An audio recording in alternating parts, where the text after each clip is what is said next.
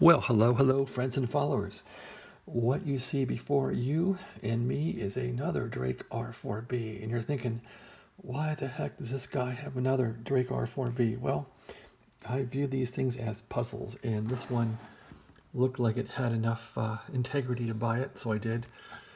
It was kind of a yin and yang one, though, because it had beautiful copper places in it that look gorgeous, and it has areas of great desecration. So anyway, I don't give this thing like the gleaming Medal of Honor as far as how it looks inside, but wow, this thing really works great. So I spent some time with it today, a little bit, to try and bring it back to life. And what did I find? Well, the PTO, as usual, is a little sticky. I gotta take it apart and clean up all in here. I did put some LED lights in it, and I have to put some new backgrounds in here to make it look nice, but otherwise it's pretty perky, and I like how it receives. So when I got it, the S meter didn't work right because the AGC is all messed up, as happens on these. So let's go through how to fix that before. And anyway, I'll show you here on 40 meters how it peaks up real nice. It's kind of perky. There's 40 meters there.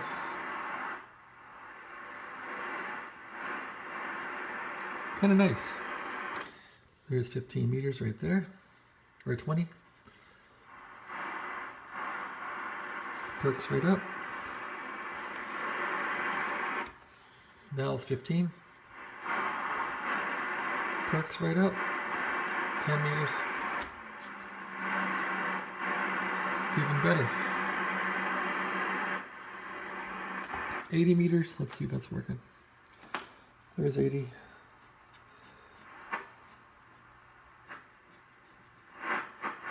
Yeah.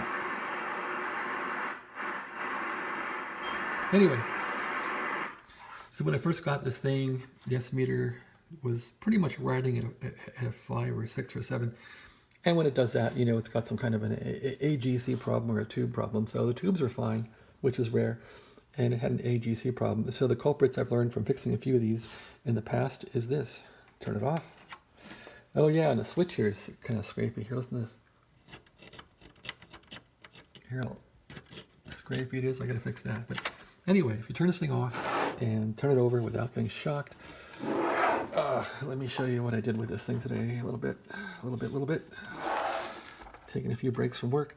So when the AGC is acting up, which on all these it does, it's always a fault of two capacitors. So here again is a Drake R4B, and this capacitor here can get by with 150 volts. This is like a minus 70 voltage, minus 70 volts for the AGC. And so this cap goes between this point here and ground. And notice how the negative goes to the hot point and the positive's grounded. It's because it's a negative going voltage. It's minus 70 volts or so. Anyway, this cap, which, wow, it's pretty hot, by the way. It's really running hot. That's kind of scary. So I wonder if the diode's okay. Anyway, this cap was replaced, and how about this one here? That one's not running hot. This cap is also replaced, and I think this one is for filtering another DC voltage. I forget what that one's for, but anyway, I always replace these two caps when I fix these radios. And then what always seems to go bad is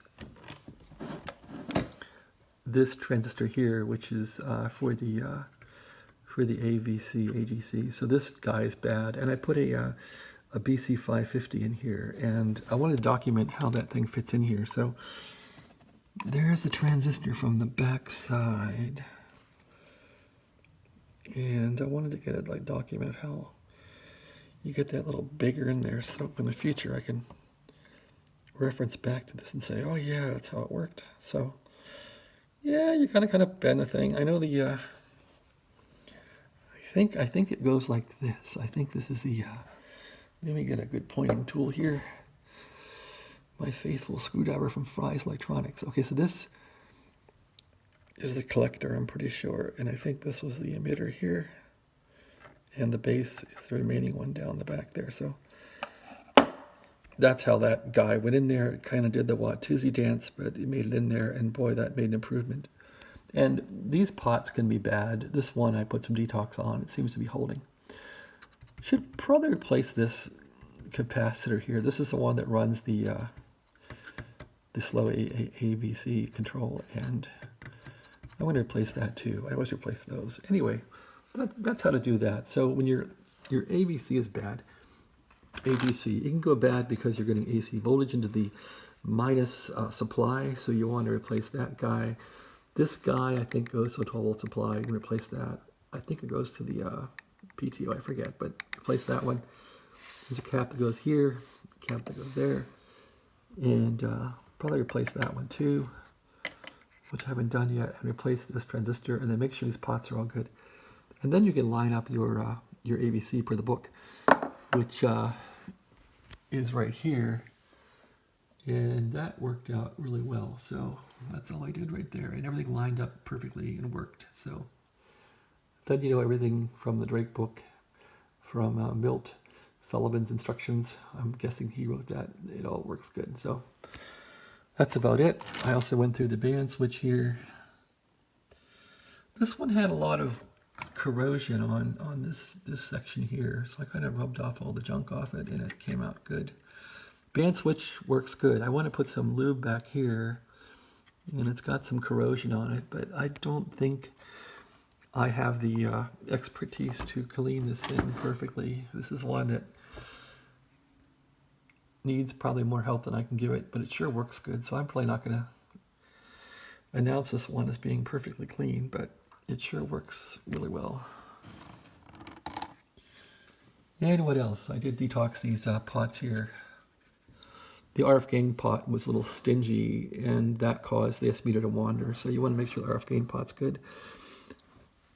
Otherwise, this thing is looking pretty good. It's really clean under here, considering how the back of it must have suffered a bit in a puddle or something, but I want to go through and maybe clean this thing up a little bit, the best I can. But the first thing you want to do, of course, is solve the puzzle and make the radio work really well. And so this thing is on its way. Electrically now, I think it's good. I just want to replace this cap here.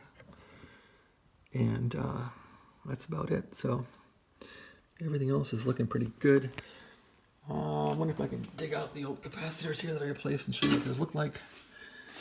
Digging around in the wastebasket here. You don't want to see in the wastebasket, believe me, or do you? All right, let's look in the wastebasket. Oh, gosh, is that gross. Okay, well, oh, yeah, look at that. I found a cigarette butt in the radio. Can you believe that? A cigarette butt. What the heck? It was a Salem. How many years? They don't make Salems anymore. So somebody was smoking a Salem and just threw it in the radio. This thing has probably been sitting in someone's garage or attic, and the person died, and the people cleaned it out. I don't know, but it had a butt in there. I couldn't believe it, a butt. All right, so here's the caps I replaced right here. Here, I'll go over those with you.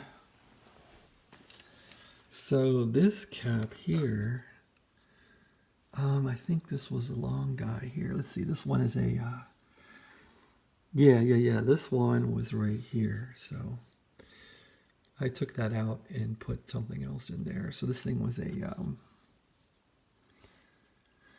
Richie made it. Look at, hey, Richie. Okay, it's a 1,000 microfarad, 15 pole. I put 1,000 microfarad in here, 25 volts, and that's all set. This one here, again, is for the, this one I'm kind of worried about. That one, they only had like an 8 microfarad in there. I guess still I could have back then, so it was like 8 microfarad, 1 to 50 volts. And that thing was mounted with the negative up, so the negative was up like that. Anyway, I put in this 22 UF, so almost 3 times the capacity at 450 volts. That should hold that guy good. I'm still not sure why it runs hot though. That's really bothering me. So maybe I'll put the scope on here and see if there's any AC voltage. But the radio sure runs nice. Anyway, these go back into here. And that's about that. So, yeah, it's a nice radio. This is probably one of the hottest radios I've ever had as far as receiving good. It really has a lot of spunk to it. And I didn't find the thing was way out of alignment. I did line up all these trimmers here real nice, and it did kind of spark it up a little bit, but I'm finding everything else is lined up nice. I haven't checked this guy out yet. I got to put a jumper back here to test that. The calibrator, I hope that works. Seems like it will. The crystal seems like it's not damaged, so that should go. Somebody always puts a check mark here on the Drake, like, yeah, that's working, right? All right, well, that about settles it. I think this guy's pretty good. It sure is pretty underneath, except for the water damage along the rim here. And the case on this thing isn't too good. I'm not sure why something dripped through here, but it didn't really hurt the radio. I mean, it looks awful, but this thing is has a lot of integrity. It looks like something really dripped into here too, a little bit. But I don't see, it looks like it's like tree wax or something, or somebody glued something, I don't know. Anyway, the thing sure works. It sure works nice. This is probably the best receiver I have as far as being sensitive, so that's a nice thing, right? I'm not sure how much I can really clean this thing or want to clean it. I don't want to put hours in this thing. Might have to, but I at least wanted to get it working right first. And it works really, really well. I guess this thing is worthy of some care because it really functions great. Parts of it are really pretty, and parts of it are just terrible. I guess I can probably get off half of this crud. This green stuff would probably come off, I think. I can probably get it looking pretty tidy. Yeah, the poor spring here got hit pretty bad with rust. I gotta take the PTO apart, and the knob here is a little hard to turn. I did grease it up today, but I didn't really go crazy on it, and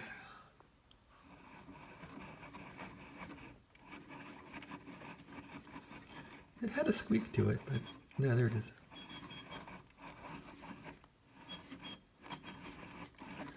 I gotta get that squeak out of it. I'm thinking that the gears or something in there is a little bindy, but it's a lot better than it was when I first got it. This control here seems pretty good. It's as usual, that board wobbles. That's how these are, and that's fine. And it takes some of the stress off of it, I guess. It moves kind of smooth. Works like a champ. This switch, it's kind of grindy. Gotta fix that. This works like a champ. This one's working like a champ. The pre-selector is nice and smooth, doesn't skip. The band switch, I've worked on this thing a lot today, and it's really good. Detox RF gain. This one, I went through it with detox. And the AF gain works good now, so yep. Pretty nice little radio. It really has some spunk to it, so guess we'll see how it turns out. All right, so that's my little project for today after work. Thanks for watching, and have a great day. Hope you all are doing well. Take care.